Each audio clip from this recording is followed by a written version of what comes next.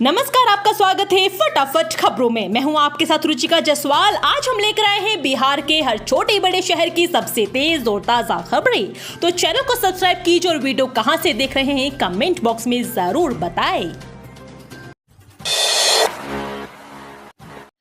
नीतीश सरकार का फैसला, 2 किश्तों में मिलेगी मुख्यमंत्री आवास सहायता योजना की राशि, इन लोगों को होगा लाभ। इस संबंध में सभी जिलों के डीडीसी को निर्देश जारी कर दिया गया है। पहली किश्त निर्माण कार्य शुरू किए जाने पर और दूसरी किश्त निर्माण पूर्ण कराने पर मिलेगा। योजना का लाभ अनुसूचित जाति, अनुसूचित जनजाति एवं अत्यंत पिछड़ा वर्ग को दिया जाएगा। राशि का भुगतान सीधे खाते में करने का निर्देश दिया गया है। इसके लिए लाभार्थी से पासबुक के प्रथम पन्ने की छायाप्रति लेकर आवेदन पर भुगतान सुनिश्चित कराना है। बिहार के 6 जिलों में बिगड़ने वाला है मौसम, येलो अलर्ट जारी, तेज आंधी की भी चेतावनी। बंगाल की खाड़ी से नमी युक्त हवा के प्रवाह से बादलों की आवाजाही जारी है। ऐसे में पटना सहित प्रदेश के 25 जिलों में छिटपुट वर्षा के साथ मेघ गर्जन व वज्रपात को लेकर चेतावनी जारी की गई है।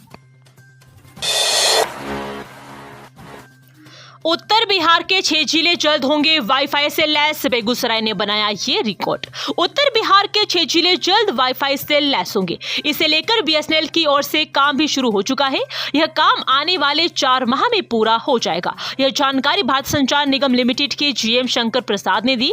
उन्होंने बताया कि मुजफ्फरपुर बिजनेस क्षेत्र में उत्तर बिहार के मुजफ्फरपुर, सीतामढ़ी, पूर्वी चंपारण, मोतिहारी, छपरा, सिवान और गोपालगंज को वाईफाई जिला बनाने का काम शुरू हो गया है।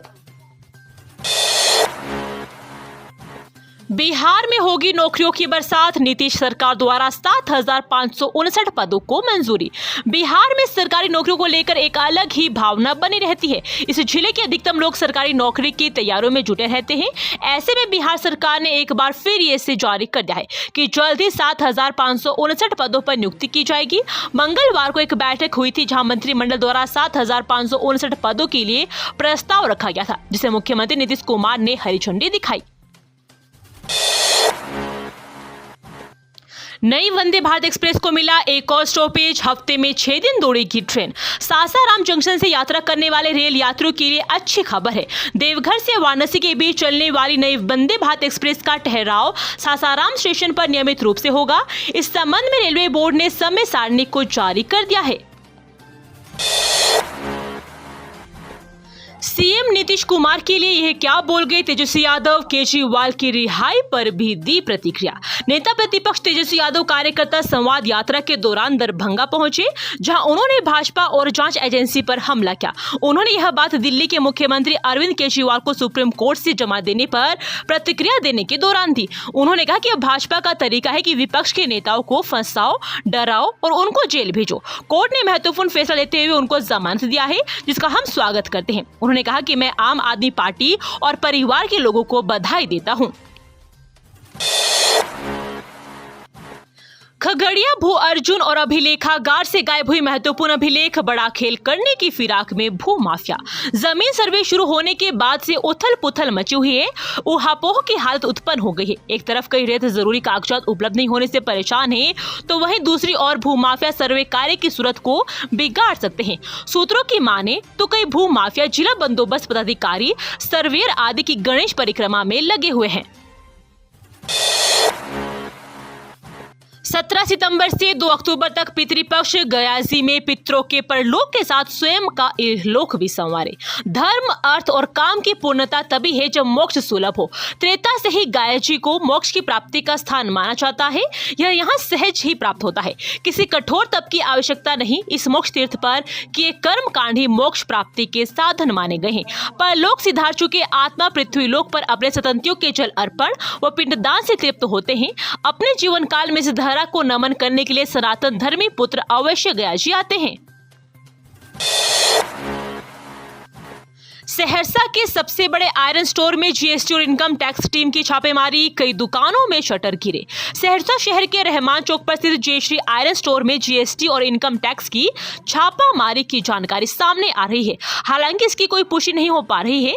जांच की जानकारी सामने आते ही कारोबारियों के बीच हड़कंप मच गया। सभी एक दूसरे से मामले की जानकारी के लिए कॉल और मैसेज कर पुष्टि करने में जुटे रहे। जानकारी के अनुसार गुरुवार की शाम से ही टीम स्टोर के अंदर जांच पड़ताल कर रही है। वहीं बाहर में में पुलिस की तैनाती है। किसी को न अंदर जाने और न ही अंदर से बाहर आने दिया जा रहा है।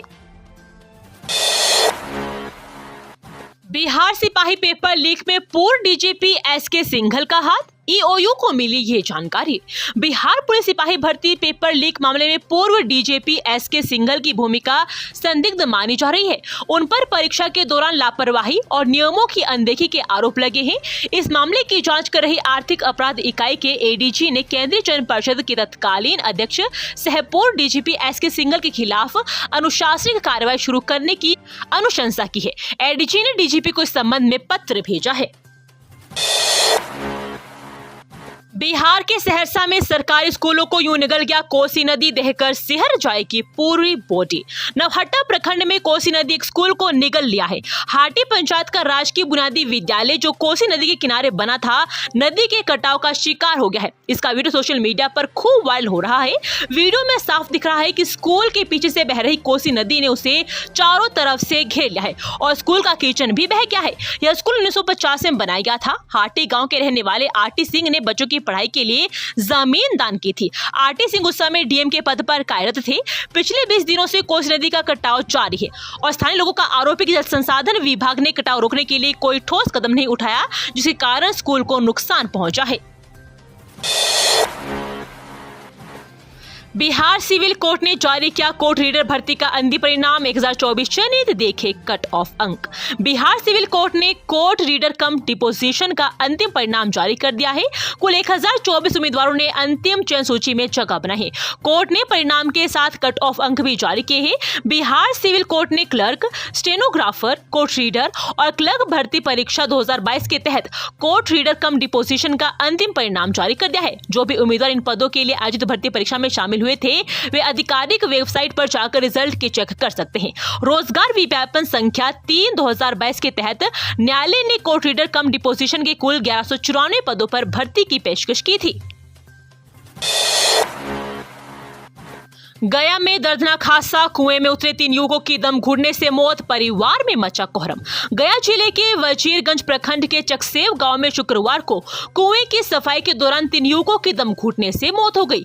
कुएं की सफाई करने पहले एक युवक गया था, जिसकी थोड़ी देर बाद दम घुटने लगा और स्थिति काफी बिगड़ गई। वे कुएं में गिर गया और कुएं के बाहर रहे युवकों ने जब देखा कि स्थिति बिगड़ गई है तो कुएं के अंदर रहे युवक को बचाने के लिए दूसरे ने छलांग लगा दी। कुएं के अंदर बनी गैस के कारण उसका भी दम घुटने लगा और फिर उसे बचाने के लिए तीसरे युवक ने भी कुएं में छलांग लगा दी और इसी तरह एक दूसरे को बचाने के लिए तीनों युवक कुएं में जा पहुंचे और तीनों की मौत हो गई।